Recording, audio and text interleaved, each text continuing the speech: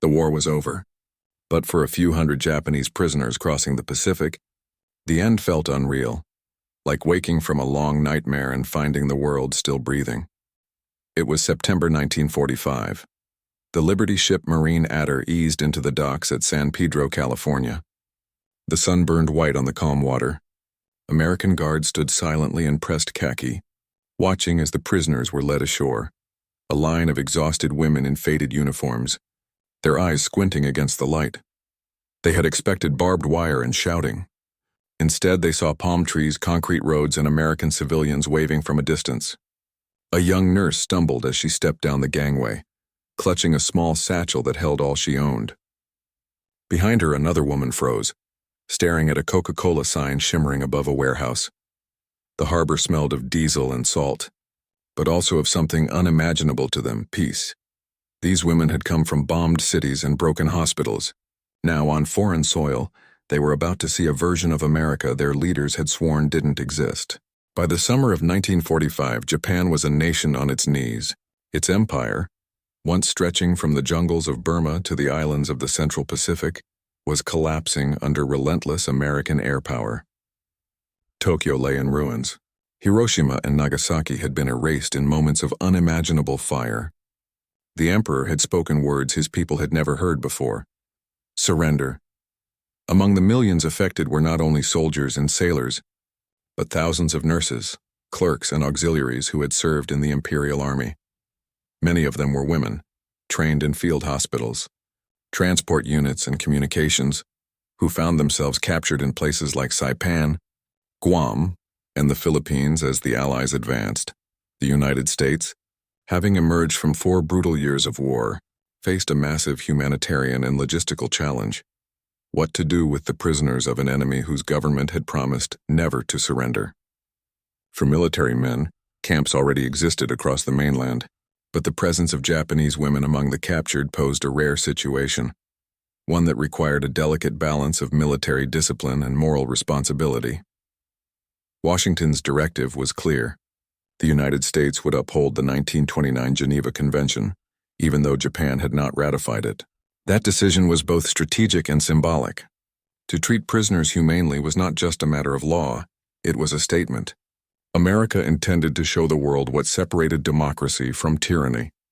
So when ships carrying Japanese prisoners, both men and women, arrived on the Pacific coast, they were not met with vengeance. They were processed by officers of the Army Provost Marshal General's office, registered, examined by medical staff, and transported to camps where rations, housing, and even recreation were provided. The women among them were the quietest. Many spoke no English. They bowed often, avoided eye contact, and carried small bundles of paper amulets or family photos. The Americans who met them were equally cautious, aware of the propaganda that had painted Japanese troops as fanatics who would rather die than surrender. Yet these women were frail, human, and clearly terrified.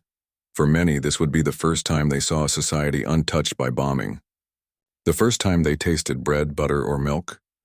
The first time they realized that the enemy they'd been told to hate lived with a kind of freedom and abundance they had never imagined. The journey inland from the California coast was slow but orderly. Military trucks carried the women through landscapes that felt like another planet. Wide highways, orange groves, open fields dotted with billboards and white farmhouses. To their left, they could glimpse schoolchildren walking home, laughing freely in the golden light. To their right, American soldiers leaned against jeeps, smoking casually. The destination was one of several U.S. Army facilities adapted for incoming prisoners, among them Camp McCoy in Wisconsin, Camp Lordsburg in New Mexico, and Camp Tula Lake in Northern California. Though most Japanese POWs were men captured in the Pacific, records show a small but significant number of women, nurses, clerks, and civilian aides were processed through these sites before repatriation.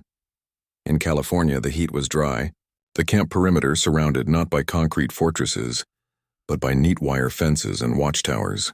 Inside stood orderly wooden barracks, mess halls, and infirmaries that resembled small rural hospitals. Compared to the devastation left behind in Asia, the camp's structure itself was astonishing. To the American guards, these POWs were not threats but witnesses. living proof of the moral contrast the U.S. wanted to display. Food was abundant. Each prisoner received 3 full meals a day: coffee, eggs, bread, meat, and sometimes even fruit.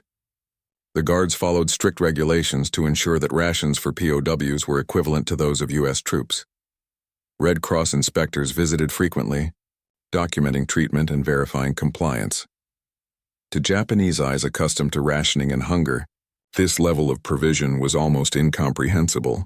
Many of the women bowed repeatedly before eating, uncertain if this generosity was real or temporary.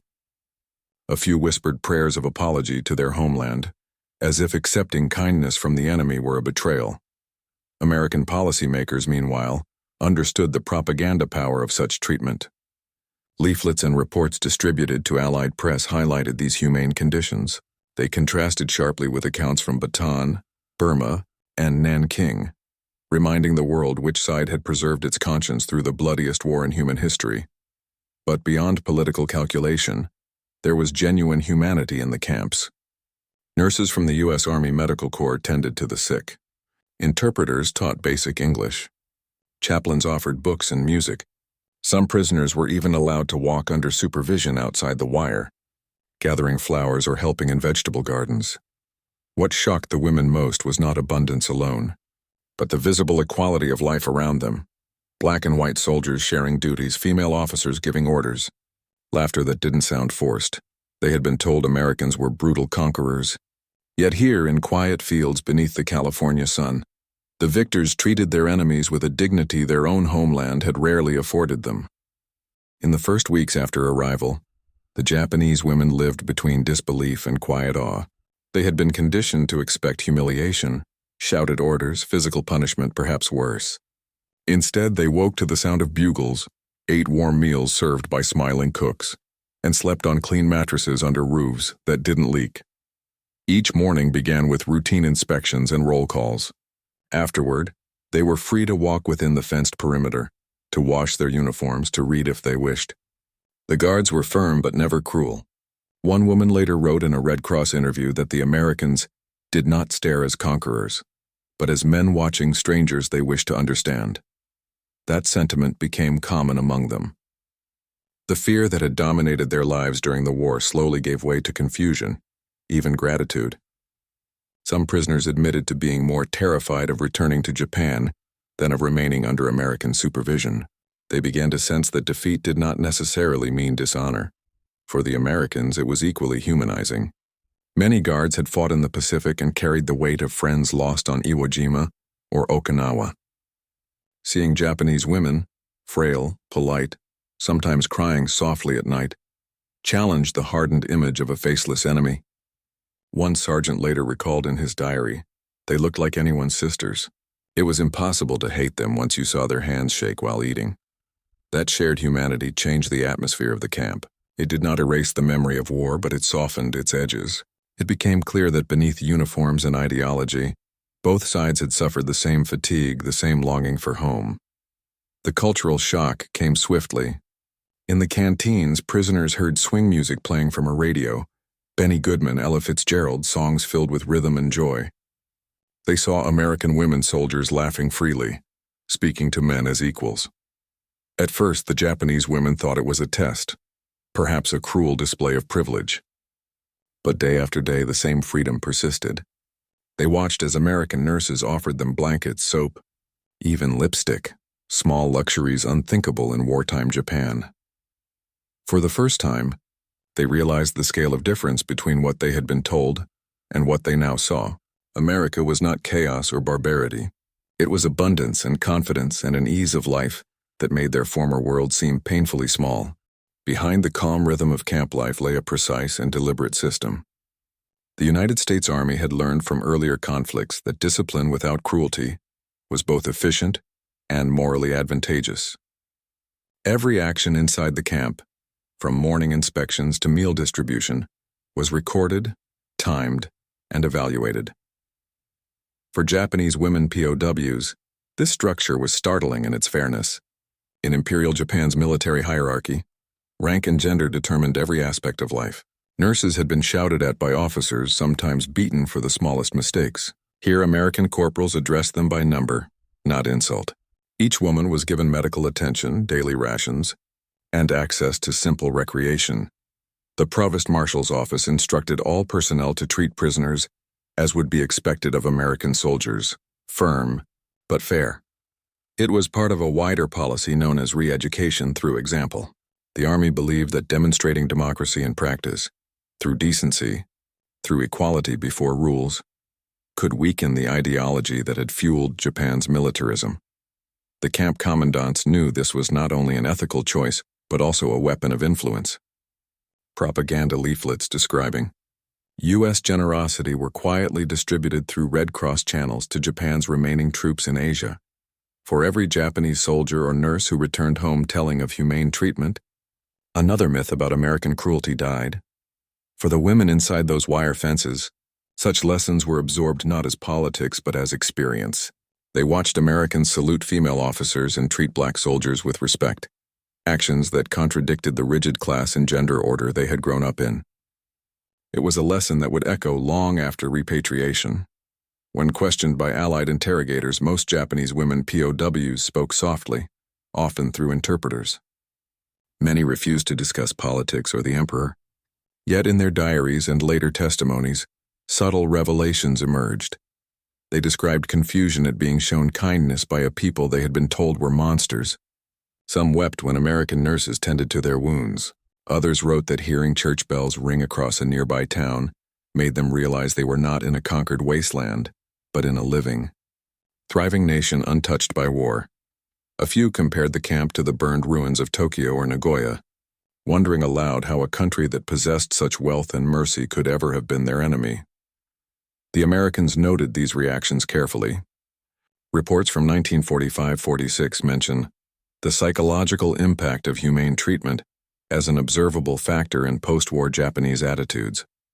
What had begun as military policy was now shaping the hearts of those who had once sworn to die rather than surrender. The quiet transformation of these women marked something larger, the first fragile bridge between former enemies.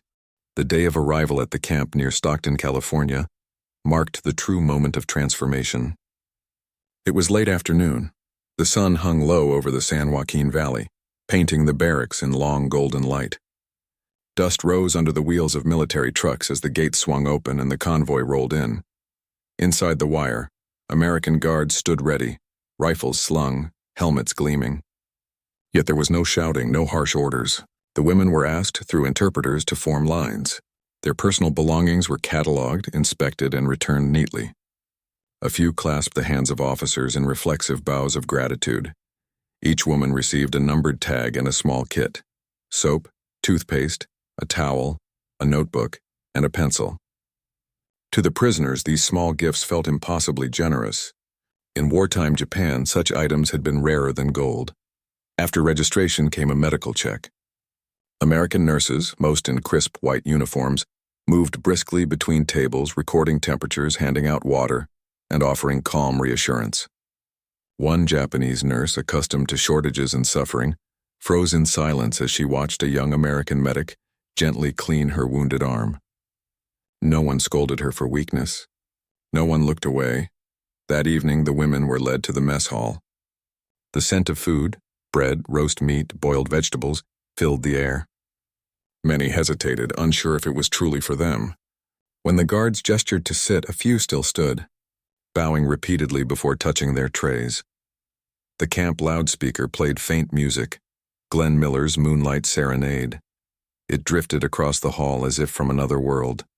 For some of the women, it was the first time in years they had heard a song not drowned by sirens or explosions. One began to cry quietly over her meal. Another reached out and took her hand. That night in the barracks, they lay awake listening to the distant hum of cars from a nearby highway. Civilization, freedom, everything they had been told America would destroy. Here it was, alive, ordinary, generous. It was the moment when war's lies began to collapse, not through lectures or propaganda, but through bread, music, and decency. The women realized the power of something no army could defeat, compassion backed by strength. The guards, too, sensed the shift. They no longer saw enemies but exhausted human beings. and for a brief, fragile instant, the line between victor and captive blurred beneath the California night.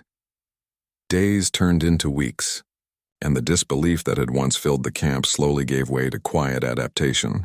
The Japanese women began to fall into the rhythm of life behind the wire, structured, predictable, and astonishingly humane. They swept their barracks, folded blankets with the precision they had learned in military service, and formed small circles in the afternoons to talk, write, or mend clothing. But beneath the surface of routine, something profound was happening. Each day chipped away at the fear and propaganda they had carried across the ocean. The Japanese government had told them that American soldiers were cruel, that they would be humiliated, violated, or killed. Instead, the women found themselves surrounded by people who offered them respect. It was a quiet revolution of perception. One morning, during an inspection by visiting Red Cross officials, a translator read aloud a message of goodwill from an American women's relief organization. The words were simple, a wish for peace and understanding between nations. The prisoners stood in silence as the interpreter's voice carried through the barracks. A few lowered their heads, others began to cry softly, realizing that mercy itself had become the language of victory. Later that week, an American Army photographer arrived to document the camp. He asked permission to take a group photograph, the women seated in rows, their uniforms neatly pressed, American nurses standing behind them. The resulting image, later archived in the U.S. Army Signal Corps collection, captured more than a record. It was a portrait of contradictions, the defeated and the victorious sharing the same frame, neither triumphal nor ashamed, both marked by the long exhaustion of war. For the women, the shock was not in the camera but in the gesture. No American forced them to smile. No one posed them as trophies. They were seen as human beings, not symbols of an enemy. By the time Christmas approached, a few of the women were allowed to assist in camp kitchens or infirmaries. They worked alongside American personnel, learning phrases of English and teaching a few words of Japanese in return. Simple exchanges, good morning, thank you, friend Slun, became the vocabulary of reconciliation. The most startling moment came when one of the American nurses, preparing a small holiday gathering, invited several of the Japanese women to join the meal. They hesitated, thinking it must be a mistake. When they entered the mess hall that evening, they found the long tables covered in white cloth, candles lit, and plates set for all, turkey, potatoes, fruit, and laughter. It was the first time these women had eaten the same meal as their captors. For a brief, almost sacred evening, there were no sides, no ranks, no war, just people sharing food under the flag of the nation they had once been taught to hate. It was then they understood. America's greatest weapon was not its bombers or its tanks. It was its humanity. By the spring of 1946, the war felt like a memory trapped in a photograph. The Japanese women POWs had settled into a strange peace, a peace born not of victory but of acceptance. Repatriation orders were being processed across dozens of U.S. camps. Ships were once again crossing the Pacific, this time carrying the remnants of a defeated empire home. For the women in California, departure brought mixed emotions. They were going home, but to what kind of Japan? Many had not heard from their families since the firebombing campaigns. Some had no homes left to return to. Others feared the shame that awaited them. Surrender, in their culture, had long been seen as a stain that could never be washed away. Before leaving, each woman received a small bundle of personal effects and a new uniform marked with repatriation insignia. They were photographed again, not as prisoners but as returnees. American officers shook their hands, thanked them for their cooperation, and wished them safe passage. It was a gesture almost unthinkable just a year before. The ship bound for Yokohama carried silence more than sound. As the California coastline receded, the women gathered along the railings staring at the horizon. Some whispered prayers. Others simply watched the sea. The same ocean that had once separated enemies now carried them home. When they arrived in Japan, they found a nation barely standing. The cities were dust and ash. The air smelled of burned wood and coal smoke. People walked the streets in silence, faces hollow with hunger. And yet, amid this ruin, these women brought something few others did, an understanding of the enemy's heart. They spoke quietly of their time in America, of clean barracks, of nurses who smiled, of guards who never shouted. Some were not believed. Others were accused of having been softened by the victors. But the truth spread in whispers, in private letters and confessions. The Americans had treated them with decency. Historians later noted that these returning POWs became quiet ambassadors of a new world. Their stories contradicted decades of indoctrination. They told of an America that was disciplined, wealthy, and humane, a place where women could speak freely and where compassion had not been extinguished by war. For those who listened, it was the beginning of an awakening, the first glimpse of what Japan could become in peace. The U.S. government carefully recorded these moments of repatriation. Every departure, every inspection, every medical clearance was logged. For American officials, these procedures were more than bureaucratic necessity. They were the final act in a demonstration of moral power. Washington understood that how it treated its prisoners would shape the post-war world. The Soviet Union ruled through fear. Nazi Germany had ruled through cruelty. The United States would lead through example. The photographs of Japanese women POWs smiling faintly as they boarded repatriation ships were quietly circulated through Allied press channels. To the world, they symbolized the difference between revenge and justice. At the same time, the American public was awakening to the human cost of its own victory. Newspapers ran small features about the camps, about enemy women who were, surprisingly, not enemies anymore. Red Cross volunteers wrote personal reflections describing how kindness had softened even those who once vowed to die for the emperor. Such accounts helped ease the hatred that had dominated wartime propaganda. In Japan, these women's testimony spread slowly, often through church groups or educational circles supported by American occupation forces. They spoke of simple things: clean water, fair treatment, laughter among guards.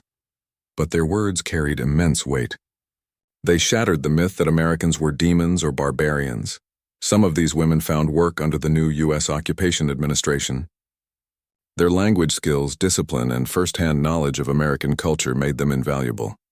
They translated, assisted in hospitals, and even advised on women's welfare initiatives launched by General MacArthur's team. For others, the adjustment was harder. They returned to families that viewed their survival with suspicion. Some had been declared dead. Others were treated as tainted by defeat. Yet even in silence, they carried within them a lesson learned not in victory, but in captivity, that compassion could be stronger than ideology. In later years, a few gave interviews to Japanese historians or journalists. They spoke not as heroes or victims, but as witnesses to an unexpected truth. One recalled, "I learned about freedom in an American camp, not in my own country." Another remembered the Christmas meal in California, saying, "That night, I stopped hating. I saw that peace was possible because kindness existed."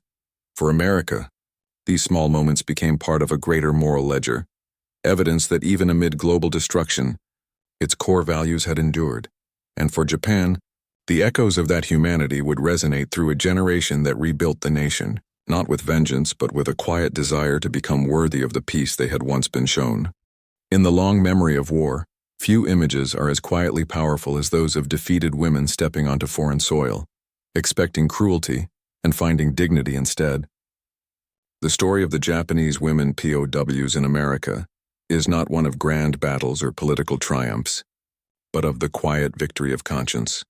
In their journey from fear to understanding, they revealed something that statistics and strategy could never capture: the strength of a nation measured not by how it destroys its enemies, but by how it treats them when the guns fall silent.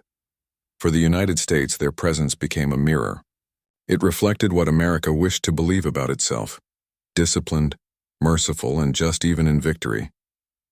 For the Japanese women, it became the first human encounter with the idea of freedom, not as an abstract concept, but as a lived experience. Their memories, scattered in interviews and archives, form a subtle bridge between two worlds once divided by hatred. They remind us that every act of mercy plants the seed of a future peace. History often records wars through maps, dates, and weaponry. Yet in this story, history is carried in gestures: a nurse offering clean water, a guard allowing laughter, a meal shared across a language neither side fully understood. In those moments, the real turning point of the Pacific War was not only military, it was moral. And in the stillness of California's camps, far from the ruins of Tokyo, the first quiet lessons of reconciliation began.